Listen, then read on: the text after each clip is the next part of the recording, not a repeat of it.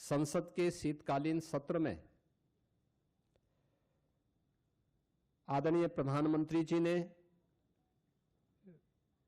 विकसित भारत की संकल्पना को आगे बढ़ाने के लिए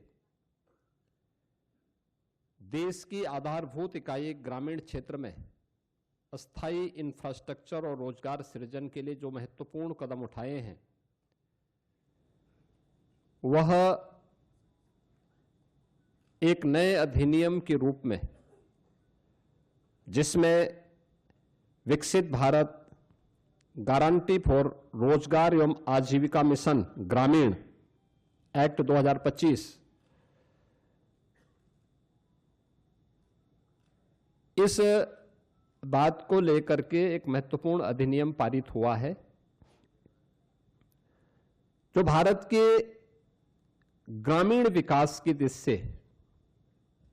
एक मील का पत्थर साबित होने जा रहा है। मित्रों, ये प्रेस वार्ता करने की आवश्यकता इसलिए पड़ी है क्योंकि जिन लोगों ने देश के अंदर लंबे समय तक देश के संसाधनों पर डकैती डाली, देश के एक गरीब को भूखों मरने के लिए, देश के नौजवान को पलायन करने के लिए, बेरोजगारी का दंश झेलने के लिए मजबूर कर दिया था, वे लोग इस प्रकार के रिफॉर्म का और इस प्रकार के एक पारदर्शी और ग्रामीण भारत के विकास का और विकसित भारत की संकल्पना का समर्थन करेंगे तो कहीं उनकी पोल न खुल जाए,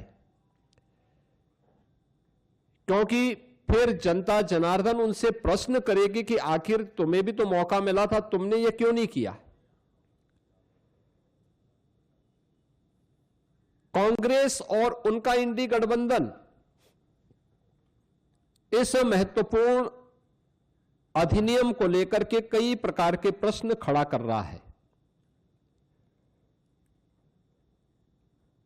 आश्चर्य होता है कि देश के हित में, श्रमिकों के हित में, किसानों के हित में, गांव के विकास के हित के लिए उठाए गए जिस महत्वपूर्ण कदम का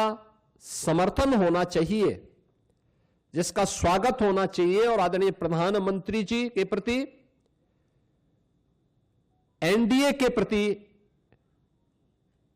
जिस इंडी गठबंधन को आभार व्यक्त करना चाहिए, आभार व्यक्त करने की बजाय वह भ्रष्टाचार को प्रोत्साहित करने के अपने पुराने कारनामों को ही खुल के समर्थन कर रहा है।